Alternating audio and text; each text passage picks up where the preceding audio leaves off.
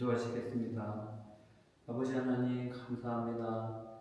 한 주간도 저희를 눈동자처럼 지켜주시고 귀한 주님의 날 주님의 처소에서 주님을 찬양하고 예배드릴 수 있는 은혜를 허락하심을 감사드립니다.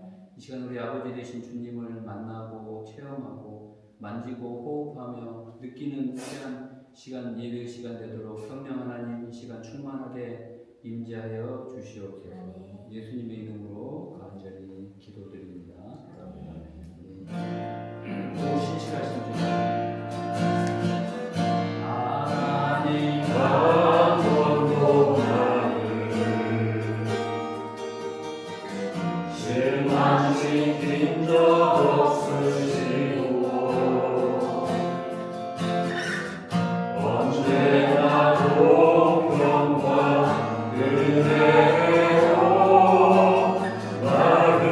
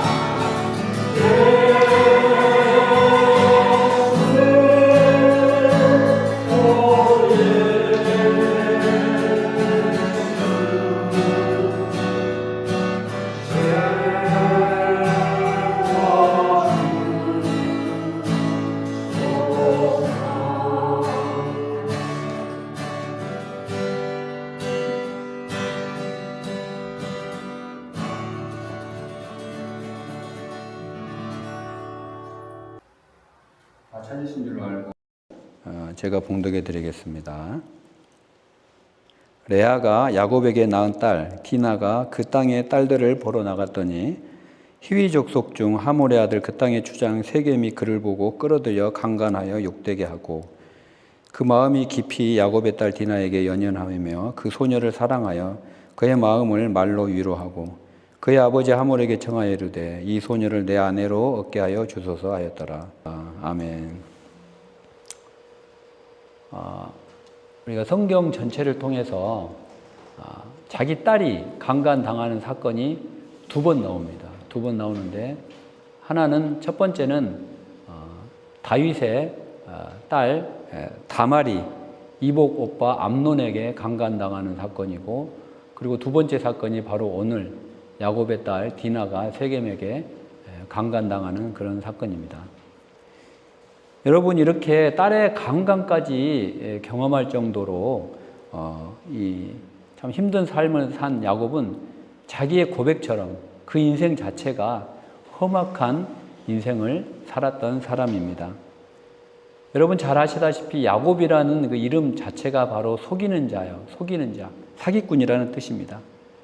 아버지를 속이고 또 형을 속이고 또 그대로 자기가 자식들에게 속임을 당하고 자기의 외삼촌에게 속임을 당하고 또 하나밖에 없는 형과는 이제 원수 사이가 되고 이제 드디어 이제 딸은 강간까지 당하고, 참 제가 봐도 이렇게 정말 험악한 인생을 산 사람이 없다 할 정도로 너무 정말 고된 그런 삶을 산 사람이 바로 야곱입니다. 이제 그 형 에서가 그 팥죽 한 그릇에 자기의 장자권을 가로챈 그 속인 동생 야곱을 죽이기 위해서 이제 어머니와 계략을 세웁니다. 죽이려고 합니다. 그때 이제 야곱은 살기 위해서 자기와 부모가 살던 그 부엘세바를 떠나서 이스라엘 제일 남쪽 지역인 부엘세바를 떠나서 외삼촌이 살고 있는 라반까지, 북쪽까지, 여러분들 지도를 제가 주보에 실어놨으니까 한번 보셔도 될 것 같아요. 1000km 정도 됩니다. 직선거리로 부엘세바에서 하란까지가 약 1000km 정도 돼요. 그 1000km를 이제 몰래 밤에 이제 형 에서의 눈을 피해서 도망을 칩니다. 하란으로. 그런데 이제 야곱이 두려움에 떨며 한밤중에 도망가던 그때 이제 한 곳에서 돌베개를 베고 잠이 들죠. 그때 하늘문이 열리고 하나님의 은혜가 사다리와 함께 내려와서 그곳에서 이제 약속을 합니다. 하나님이, 야, 내가 너와 함께 하겠다. 야곱아, 너무 걱정하지 말아라. 내가 어디로 가든지 내가 너를 지키며 너를 이끌어 다시 이곳으로 오게 하리라 라고 창세기 28장 15절에서 하나님이 야곱에게 나타나셔서 은혜를 베푸십니다. 바로 그 돌베개를 베고 잔 곳이 바로 여러분 잘 아시는 베델이죠. 베델. 그때 이제 잠에서 깬 야곱이 깜짝 놀라서 감격해서 하나님께 서원을 합니다. 하나님, 저를 살려주셔서 무사히 이곳에 돌아오게만 해주시면 제가 다시 반드시 이곳에 돌아와서 제단을 쌓고 하나님만 예배하며 살겠습니다라고 이제 서원을 합니다. 서원. 하나님께 서원을 해요. 그리고 이제 야곱은 계속 길을 떠나서 라반이 사는 그 하란으로 또 길을 재촉해서 떠납니다. 그곳에서 이제 여삼촌을 만나고 그곳에서 자기를 12번이나 품삯을 속이는 그런 여삼촌 밑에서 20년간을 죽도록 고생을 하며 세월을 보냅니다.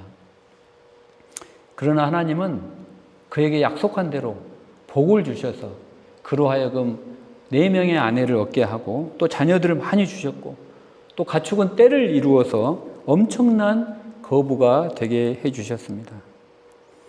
그때 하나님이 또 야곱에게 나타나십니다. 이제 20년이 지났어요. 20년이 지난 다음에, 야, 야곱아, 나는 베델의 하나님이다. 너가 나와 서원한 대로 이제는 거부가 되었으니 베델로 돌아가라. 내 출생지로 돌아가라라고 창세기 31장 13절에 나타나셔서 말씀을 하십니다. 야곱은 라반의 밑에서 20년간 양을 치고 목축을 하면서 아마 자기가 하나님께 했던 그 서원을 까마득히 잊어버렸던 것 같아요. 그러나 하나님은 그 소원을 다 기억하고 계셨다라는 사실입니다. 하나님의 말씀을 듣고 깜짝 놀란 야곱이 이제 자기의 모든 가축과 양떼와 그리고 가족을 다 이끌고 이제 베델로 다시 내려갑니다. 그리고 이제 야복강 강 마루에서 거기서 하나님의 사자를 만나고 거기서 그와 함께 씨름하며 환도뼈가 부러지는 그런 시험을 통과하며 이제 야곱은 이스라엘이라는 영광스러운 이름을 받게 됩니다. 새로운 이름을 받았어요. 이제 속이는 자라는 야곱이라는 이름은 버려버리고 하나님께서 너는 이제 앞으로 이스라엘이라고 하리라라고 약속을 해주셨습니다. 그리고 그곳에서 이제 그토록 자기가 무서워했던 형 에서와도 극적인 화해를 하게 됩니다. 이제 우리가 세상적인 기준으로 보게 되면은 야곱은 모든 위기가 다 끝난 거예요. 모든 위기가. 이제는 꽃길만 걸으면 되는 것입니다. 거부가 되었습니다. 많은 가족을 이제 만들었습니다. 이제 그렇게 무서워하던 평생을 도망치던 그 형과도 화해까지 했어요. 이제는 더 이상 두려울 게 없어요. 이제는 하나님과 약속한 대로 베델로 내려가기만 하면 되는 거예요. 그 지도에 보시는 대로 베델로 내려가기만 하면 되는 거예요. 그런데 이제 이 야곱이 베델로 내려오다가 오늘 여러분 본문에 나오겠지만 세겜이라는 곳을 지나게 됩니다. 세겜. 거의 다 왔어요. 베델로 거의 다 왔는데 조금만 한 30km만 더 가면 베델인데 거의 1000km를 다 와가지고 세겜이라는 곳에 이르러 보니까 이 세겜이 도시가 이게 크고 화려하거든요. 야곱이 거기에 잠깐 머물려고 했는지 아니면은 다른 생각이 있었는지는 모르지만 이 세겜의 눈이 확 유혹이 이끌린 거예요. 세겜은 이렇게 성곽으로 이루어진 그때 당시에 보통 많이 인구가 살면은 한 성읍에 1000명 정도 사는데 이 세겜이라는 곳은 신도시로서 막 성을 쌓아서 5000명이 넘는 그런 많은 사람들이 화려하게 살고 있는 그런 도시였습니다. 그런데 이 세겜에 머무는 거예요. 이제 야곱이 잠깐 머무는 게 아니라 오늘 성경을 보면은 뭐라고 되어 있냐면 야곱이 그 전절입니다. 33절에 보게 되면은 야곱이 세겜 성읍 앞에 장막을 치더니 그 장막 친 밭을 돈 100크시나에 샀다라고 되어 있습니다. 100크시나. 이 100크시나라는 돈은 그 당시 화폐 가치로 보면은 양을 100마리 살 수 있는 돈이에요. 양을 100마리 살 수 있는 굉장히 큰 돈입니다. 그 돈을 가지고 장막을 산 거예요. 그러니까 그곳의 신도시에 아예 분양을 받아서 집을 짓고 산 것입니다. 그렇게 이제 세겜에서 이제 산지 10년이 흘렀습니다. 10년이 흘렀어요.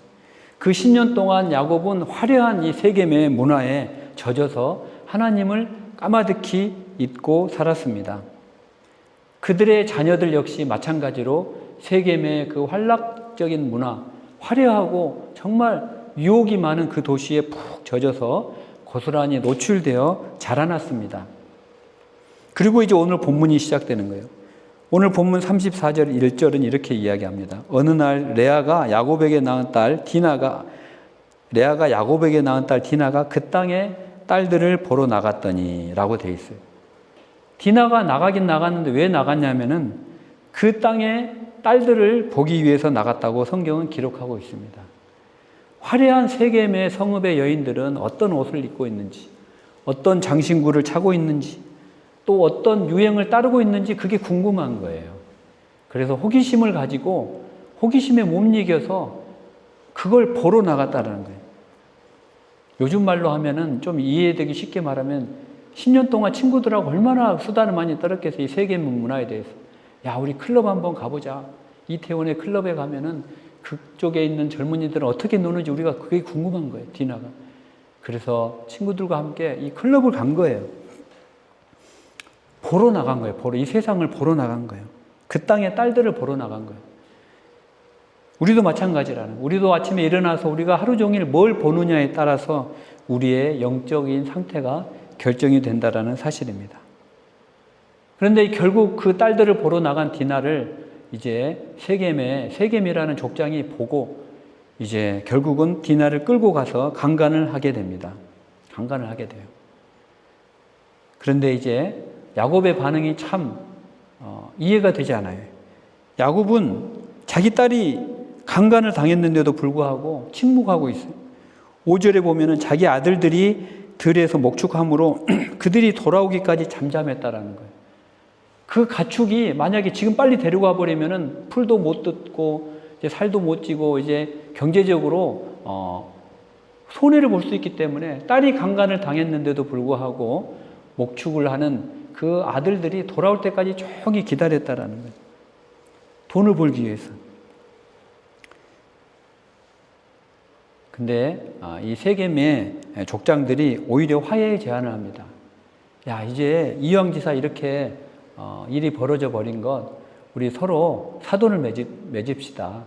당신들이 원하는 모든 혼수와 예단은 우리가 다 줄 테니까 당신의 딸 디나를 우리에게 주고 우리도 우리 딸을 당신들에게 줄 테니까 우리가 한 족속을 이루어서 같이 살자라고 제안을 하게 됩니다.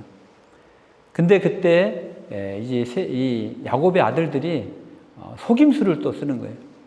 야, 우리는 다 좋은데 너희들 같이 할례를 받지 않는 그런 족속과는 사돈을 맺을 수 없으니 모든 남자들이 할례를 받고 하나님이 약속하신 거룩한 할례를 받고 오면은 그때 우리가 우리 딸 디나를 주고 서로 사돈을 맺는 그래서 한 민족을 이룹시다라고 또 속이는 거예요. 그리고 이제 결국 오늘 본문을 보면은 세겜의 모든 남자들이 할례를 받게 됩니다. 할례를 받으면 이제 그 3일 동안이 가장 고통스럽다 그래요. 3일 동안. 첫째, 둘째, 3일 동안이. 그 3일째 되는 날 이제 움직이지 못하고 너무 고통스러워 신음하고 있는 그 밤에 야곱의 아들 시므온과 레위가 칼을 차고 밤에 기습을 해서 모든 남자를 다 죽여버리고 그리고 어린아이와 여자들을 다 약탈하고 그런 정말 천인공노할 그런 범죄를 저지르고 말았습니다. 여러분, 할례가 무엇입니까? 할례는 하나님께서 아브라함에게 주신 언약의 표징이에요. 언약의 표징. 그런데 이 야곱의 아들들은 자기들의 이 복수심을 합리화하기 위해서 하나님의 말씀을 도구로 사용한 것입니다. 오늘날에도 우리 교회 안에는 이런 일이 일어나곤 합니다. 하나님이 주신 거룩한 말씀의 잣대를 나 자신을 돌아보고 회개하는 데 사용하지 아니하고 다른 사람을 정죄하고 판단하는 상처 주는 무기로 사용할 때가 많다라는 것입니다. 아무튼 이제 이렇게 일이 모든 세겜 족속을 다 죽여버리다 보니까 이 세겜 족속과 친한 그 옆에 이웃 가나안 족속, 브리스 족속들이 이제 다 들고 일어나서 야곱에게 복수하겠다고 이제 막 달려드는 거예요. 야곱이 이제 막 너무나 근심 걱정에 떨고 있는 거예요. 야곱의 이제 인생이 너무나 힘든 거예요. 저는 이 창세기를 묵상하면서 왜 이렇게 야곱에게는 고난이 많을까 생각을 해보았습니다. 여러분, 야곱이 누구입니까? 야곱은 우리 장로교에서 예정설, 선택설을 주장하는 가장 많이 드는 표본의 상징의 인물이에요. 하나님께서 복중에서 야곱은 택하시고 야곱은 사랑하시고 에서는 미워하였더라. 야곱을 택하신 거예요. 그만큼 야곱을 사랑하셨다는 거예요. 그렇게 사랑하는 야곱이 이렇게 인생이 정말 험악한 인생을 살도록 하나님이 왜 내버려 두실까? 야곱의 인생을 이렇게 꼬이지 않고 스트레이트로 만들어 주실 수는 없었을까라는 생각을 해보았습니다. 야곱을 택하신 게 하나님이시잖아요. 그러면 결국은 야곱을 끌고 하나님의 나라에까지 들어가는 그 모든 섭리가 다 하나님께서 야곱을 사랑하시는 그 섭리대로 나타나야 되는데 그렇지 않다라는 거예요. 왜 이렇게 야곱은 인생에 힘이 드냐는 거예요. 그러나 여러분, 하나님의 섭리에는, 하나님의 뜻에는 작정적인 뜻과 허용적인 뜻이 같이 있다라는 거예요. 두 가지를 동시에 성취하신다는 거예요. 하나님은 인간에게 자유의지를 주셨고 자유와 선택을 어떤 사건의 원인으로 같이 사용하신다는 거예요. 때로는 인간의 죄와 고통까지도 사용하셔서 허용하셔서 선을 이루어 가신다는 분입니다. 그러나 그렇다고 하더라도 하나님의 주권은 약화되지 않는 거예요. 인간의 이런 자기의 선택으로 인한 행위는 그 행위는 인간이 책임을 진다라는 사실입니다. 야곱은 지금 자기의 뜻과 자기의 의지로 세겜에 10년을 머물렀고 그곳에서 모든 하나님의 약속을 잊어버리고 그곳 문화에 심취해서 살면서 벌였던 모든 행위에 대한 책임을 야곱이 지어야 된다는 것이 바로 하나님의 섭리라는 거예요. 그게 하나님의 섭리의 결정적인 뜻도 있지만 허용적인 뜻 안에서 책임은 인간에게 있다는 사실입니다. 그리고 성경은 하나님의 백성이 마땅히 머물러야 할 곳에 있지 않고 머물러서는 안 되는 곳에 있을 때는 반드시 고난이 온다라는 사실을 우리에게 가르쳐주고 계시는 거예요. 왜? 하나님은 합력하여 선을 이루셔야 되기 때문에 합력하여 선을 이루셔야 되기 때문에 우리 인간이 마땅히 있어야 될 곳에 있지 아니할 때는 고난을 주심으로 있어야 될 곳으로 몰아가신다는 거예요. 여러분, 만약 야곱이 세겜에 머물지 않고 곧장 베델로 내려갔더라면은 이 자기 사랑하는 외동딸의 강간 사건은 일어나지 않았을 거예요. 분명해요. 그리고 세겜 족속을 몰살시키는 그런 엄청난 그런 죄악도 저질러지 않았을 것입니다. 여러분, 이런 예가 성경에는 많이 나오는데 여러분 잘 아시는 아브라함의 조카 롯도 마찬가지예요. 롯도 아브라함이 자기는 너가 선택하라고 했더니 롯이 자기가 볼 때 너무나 기름진 땅, 보기에도 화려하고 돈 벌기도 좋았던 그 소돔 땅을 선택하지 않았습니까? 거기서 정착해서 자식도 공부시키고 돈도 많이 벌고 성공도 많이 했어요. 그런데 창세기 19장 1절을 보면은 롯이 그 화려한 대도시 소돔의 성문 앞에 턱하니 멍하니 앉아가지고 멍 때리는 장면이 나와요. 그러면서 깊은 한숨을 쉬고 있습니다. 성문에 앉아 있다라는 것은 성공했다라는 이 의미예요. 권력자들만 성문에 앉아 있을 수 있었어요. 그곳에서 창세기 19장을 보면은 아브라함의 조카 롯이 한숨을 쉬고 있는 거예요. 이게 아닌데, 내 인생이 이게 아닌데, 돈은 많이 벌었고 성공을 했지만 내 영혼은 왜 이렇게 메말라가고 있지? 라고 탄식을 하는 장면이 나와요. 왜 나는 이렇게 소돔의 타락한 문화에 물들어가고 있는가? 그러나 그곳에서 빠져나오지도 못해요. 너무나 그곳이 이미 모든 생활이, 자녀들도 거기서 다 키웠죠. 모든 생활의 기반이 다 거기에 매여 있기 때문에 나오지도 못해요. 다윗도 마찬가지. 다윗의 부하들은 지금 죽기를 각오하고 전쟁터에서 싸우고 있는데 자기는 화려한 편안한 왕궁에서 가만히 누워있다가 이 밧세바가 목욕하는 것을 보고 또 다윗의 인생에 가장 큰 죄를 범하고 맙니다. 다윗은 그때 전쟁터에서 자기 부하들과 함께 같이 싸우고 있어야 될 그런 사람인데 왕궁에 있었다는 거예요. 그런데 여러분, 그러니까 야곱도 세겜에 머물면서 이런 험악한 꼴을 당한 거예요. 그런데 여러분, 한번 저는 이런 생각을 해봤어요. 입장을 좀 바꿔놓고 생각을 해볼 때 야곱의 입장에서는 좀 억울할 수도 있겠다. 여러분 아시다시피 바단 하람의 그 하란에서 라반의 집에서 20년 동안 외삼촌이 12번이나 품삯을 속여가면서 죽도록 고생했잖아요. 죽도록 고생해서 정말. 그리고 이제 겨우 하나님이 나타나서 이제 다시 한번 베델로 내려가라고 했지만 그 고생을 그 총구석 바단 아람 하란에서 외삼촌에게 착취당하면서 그 거친 들판에서 이제 고생을 할 대로 했는데, 그리고 자식을 키웠어요. 이제 돈을 좀 벌었는데 이제 좀 살만했는데 눈앞에 화려한 세겜 땅이 좀 있어요. 세겜 땅이 교육시키기 좋고 안전한 그런 도시가 있단 말이에요. 요즘 말로 하면은 강남. 아비된 마음에 여러분 어떤 마음이 들었겠습니까? 내 자식 좀 교육 여건도 좋고 좀 이렇게 깨끗한 도시에서 살고 싶은 마음이 들지 않겠습니까? 여러분, 그게 그렇게 큰 죄인가요? 인프라도 좋고 누구나 자식은 좋은 데서 공부시키고 싶어 하잖아요. 그게 부모의 마음이잖아요.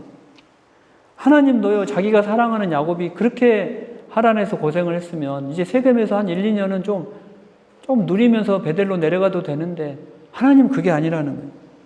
하나님은 35장에 나타나서 이 버러지 같은 야곱아, 세겜은 내가 있어야 될 곳이 아니란다. 베델로 빨리 올라가라고 다시 말씀하시는 거예요. 여러분, 이 야곱이 10년 동안 머물렀던 세겜은 여러분들이 보시는 지도처럼 베델에서 아주 멀리 떨어져 있는 곳이 아니에요. 그곳은 우리가 볼 때 확연히 저기는 죄악의 소굴이야라고 누가 볼 때도 막 딱 구분이 되어 있는 곳이 아니라는 거예요. 베델의 바로 옆이에요.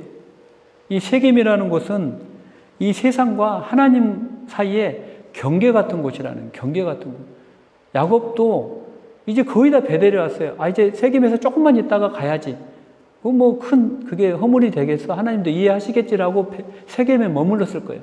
근데 그게 시간이 지나다 보니 10년이 흘렀던 거예요. 하나님도 좀 섬기고 싶고 세상도 좀 누리고 싶은 그 경계선에 야곱이 10년 동안 머물렀던 것입니다.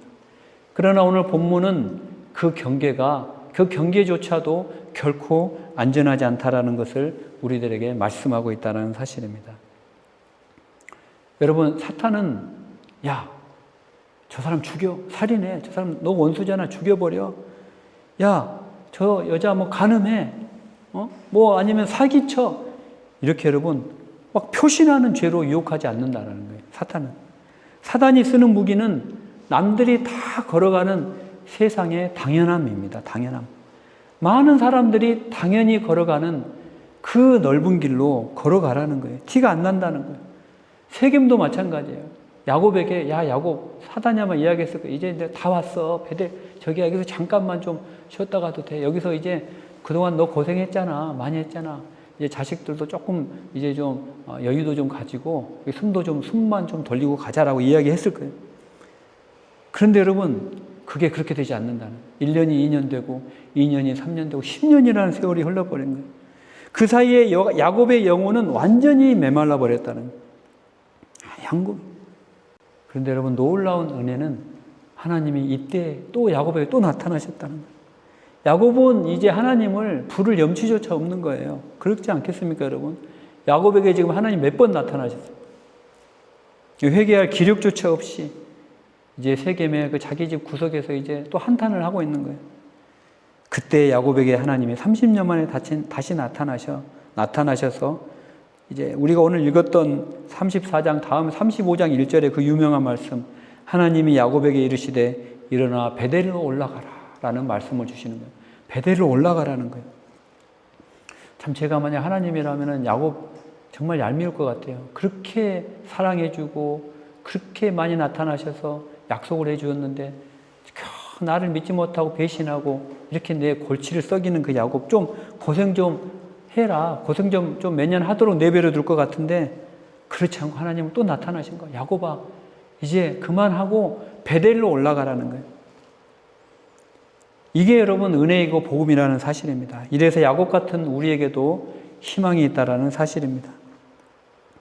그런데 재밌는 거는 35장에 나타나신 하나님이 야곱에게 새 이름을 주셨잖아요. 너희는 다시는 야곱이라고 부르지 않고 이스라엘이라고 부르리라 라고 약속을 해주셨는데 35장을 보면은 다시 야곱이라고 불러요. 다시 야곱이라고.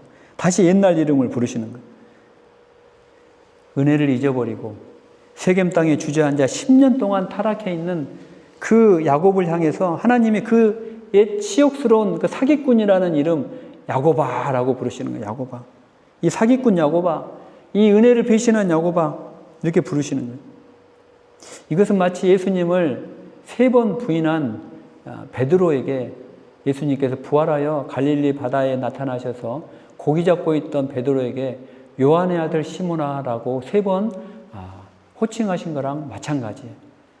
예수님께서는 베드로에게 너가 고기 잡는 지금 무식한 시몬이지만 너가 이제는 장차 게바라 하리라, 반석이라고 하리라 라고 새 이름 베드로를 주셨는데 예수님을 3번 부인한 베드로에게 부활하신 다음에 나타나셔서 다시 베드로의 옛 이름, 치욕스러운 시몬이라는 이름을 다시 부르시는 거예요. 요한의 아들 시몬아, 너 시몬이었지? 너 시몬이었어. 너 베드로, 너 시몬이었어. 기억하니? 라고 다시 한번 베드로의 뼈아픈 그 아픈 과거를 지적하시는 거예요.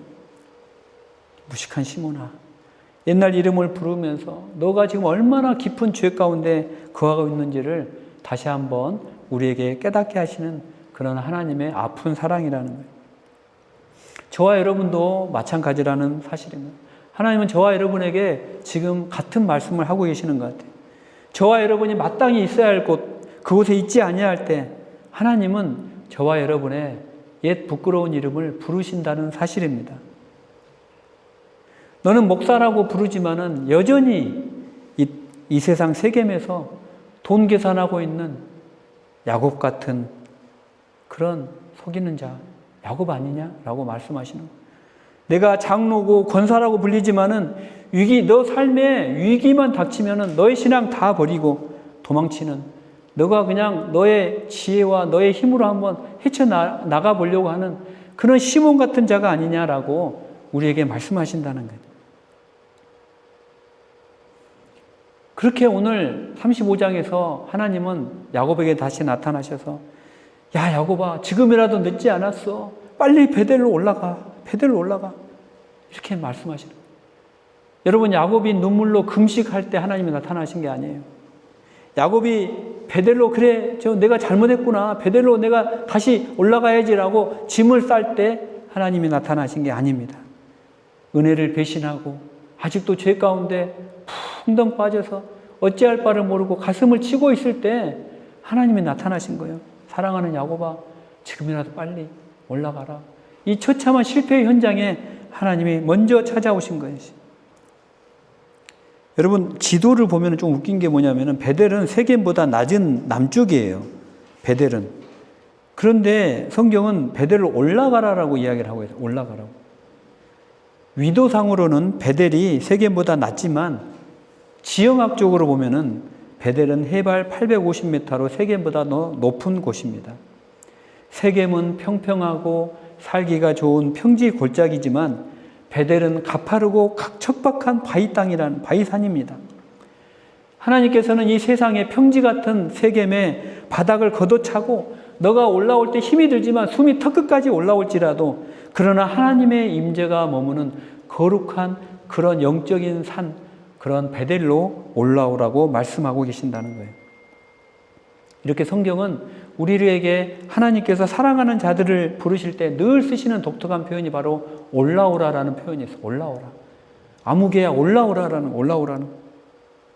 모세를 향해서도 모세가 그 광야 평지에 있을 때, 야, 그 세상 평지에 있지 말고 하나님의 말씀에 있는 신의 산 정상으로 올라오라고 출애굽기 24장 12절에 말씀하시는 거예요. 또 반모섬에 귀양가 있는, 그리고 눈물 흘리던 사도 요한을 향해서도 하늘문을 열어주시면서 요한아 이리로 올라오라라고 요한계시록 4장 1절에 보면 말씀하고 계십니다. 마찬가지로 오늘 실패하고 무너진 야곱을 향해서도 야곱아, 내가 너를 사랑하니 이제 세겜에 머물러 있지 말고 베델로 올라오라고 말씀하고 있다는 사실입니다. 하나님은 저와 여러분이 그 실패하고 좌절한 그 영적으로 실패한 그 현장에 계속 머물러 있기를 원하지 않는다는 거예요. 이제 그만 영적인 침체의 바닥을 걷어차고 올라오라라는 거예요. 하나님의 임재가 있는, 내가 다 용서할 테니 임재가 있는 하나님의 은혜가 넘치는 하나님의 곳으로, 성산으로, 성소로, 베델로 지금 올라오기를 원하고 계신다는 것이에요. 여러분을 초청하고 계신, 인바이트하고 있는 거예요.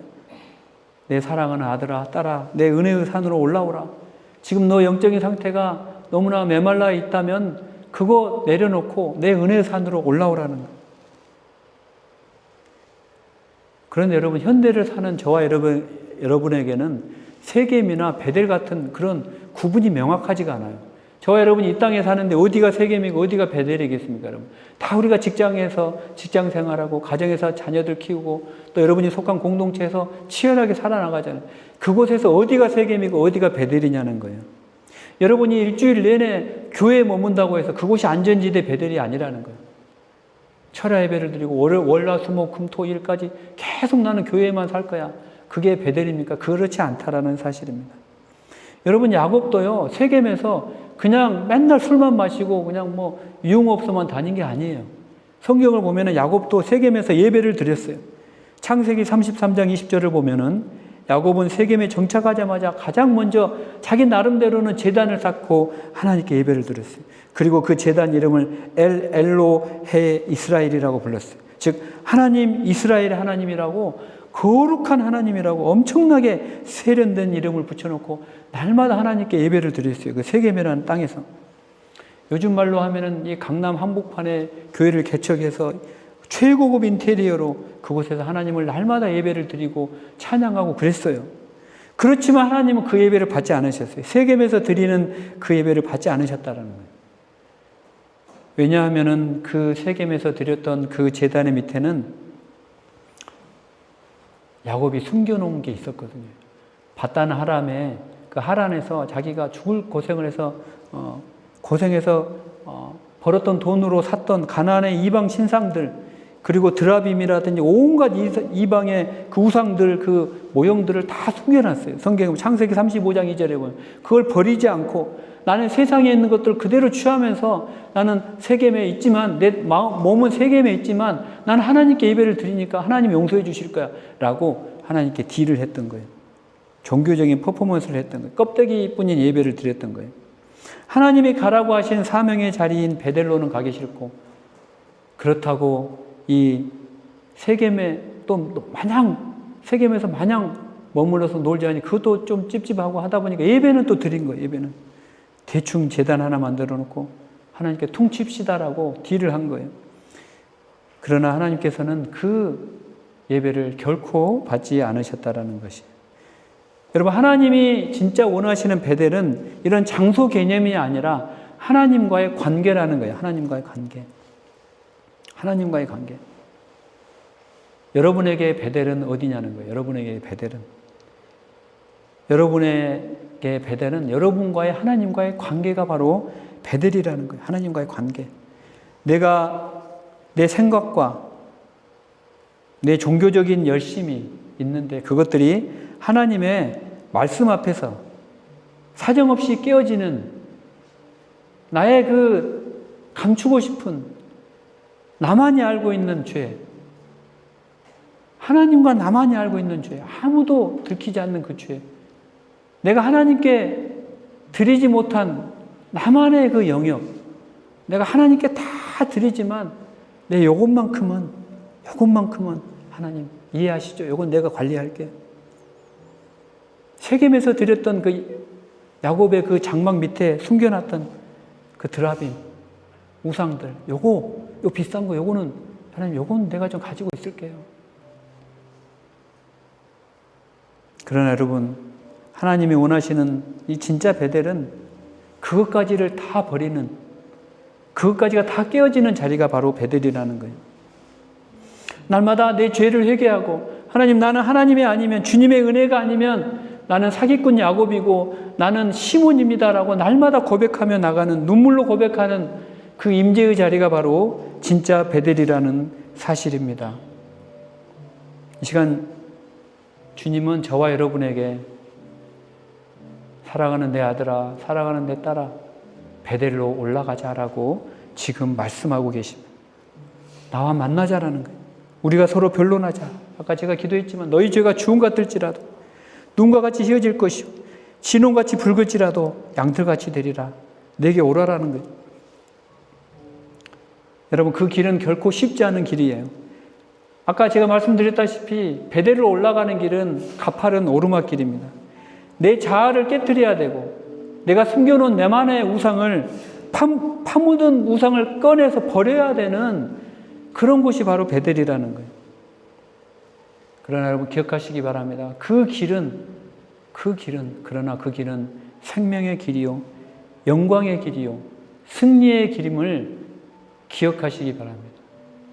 반대로 잠언에 보면은 많은 사람들이 찾는 그 길은 필경은 사망의 길이요, 멸망의 길이라는 것을 기억하시고 저와 여러분이 한 주간 동안 베델로 올라가는 승리하는 한 주가 되시기를 주님의 이름으로 축복합니다. 아멘. 이 시간 우리 오 신실하신 주 찬양 드리면서 기도하는 시간 갖도록 하겠습니다.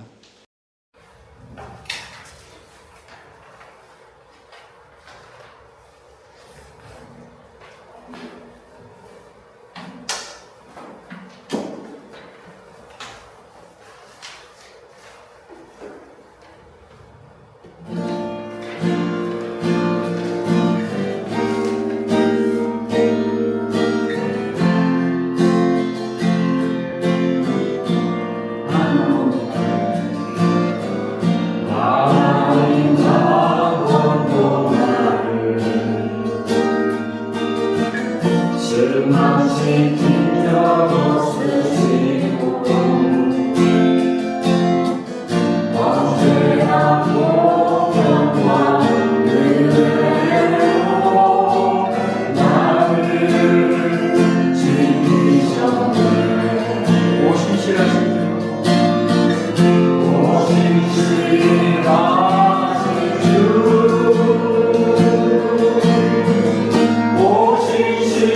오신실하신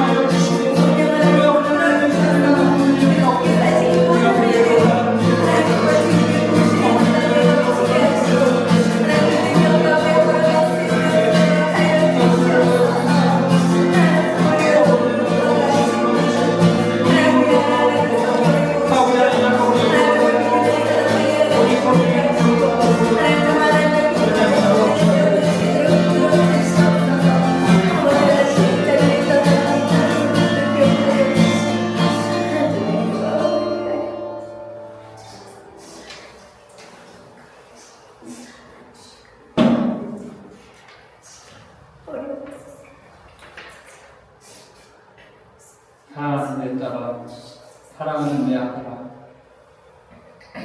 베델로 올라오라. 초청하시는 주님의 말씀을 예배를 통하여 듣게 하심을 인하여 감사드립니다. 아멘. 내 너를 떠나지도 아니하였고 한 번도 내 곁을 떠난 적이 없는 우리 그 신실하신 하나님 아버지, 그 아버지께서 가장 좋은 것으로 우리에게 함께 하시고자 우리에게 가파르지만 하나님의 인재가 있는, 하나님의 은혜가 넘치는, 하나님의 거룩함이 운행하시는 그 베델로 올라오라고 말씀하시는 그 말씀에 우리가 한 주간 승리에 순종하는 저희들의 삶이 되도록 인도하여 주시옵소서. 아버지 하나님, 우리의 세겜에 우리의 많은 것들이 있습니다. 아버지 하나님, 우리의 정말 버리기 싫어하는, 나만의 아버지 정말 하는, 하나님보다 더 사랑하는 것들이 있다면 그것들을 야곱처럼 파내어 버리고 베델로 올라가는 믿음을 저희들에게 허락하여 주시옵소서. 아버지 하나님, 저희들에게 주신 귀한 자녀들이 있습니다.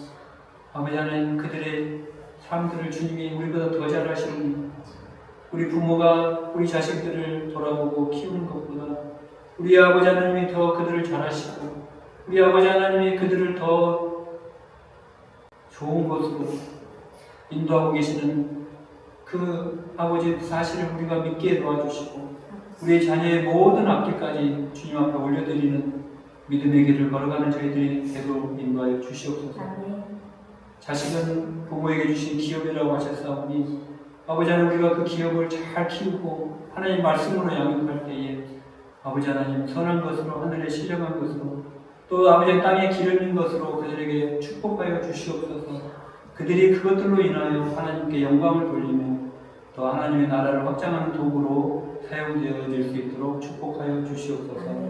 아버지 하나님, 우리 가정에, 펠로시처치 가정에 갖가지 기도 제목들이 있습니다. 아버지 하나님, 그 기도 제목들을 하나님 더 잘하시오니 아버지 하나님, 우리가 구하지 못하는 것들까지 가장 선한 것으로 구하여 주셔서 아버지 하나님, 우리가 그것들로 인하여 근심하지 않도록 도와주시고 감사하는 저희들 되도록 인도하여 주시옵소서.